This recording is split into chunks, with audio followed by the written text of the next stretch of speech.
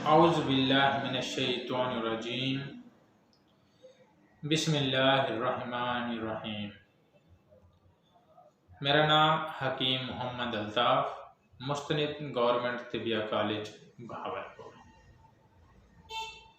अस्सलामु अलैकुम वरहमतुल्लाहि वबरकातुहू।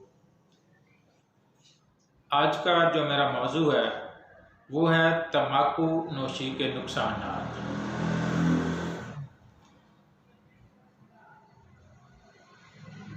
तंबाकू खून में कसाफत पैदा करता है। तंबाकू मैदे को कमज़ोर बनाकर क़ुव्वत हाज़मा को बिगाड़ देता है। तंबाकू दिल में फतूर पैदा करता है। तंबाकू ख्वाहिश खमसा को आहिस्ता आहिस्ता नकारा करता है। तंबाकू दिमाग में रद्दी मैदे पैदा करता है जो कि मुज़र सेहत होते हैं।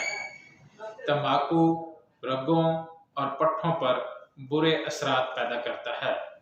तंबाकू हलक और नथनों में खुश्की पैदा करता है।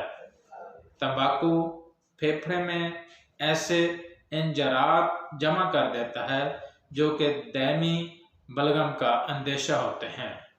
तंबाकू नोशी सेहत के लिए बहुत ही ज़्यादा नुकसानदेह है।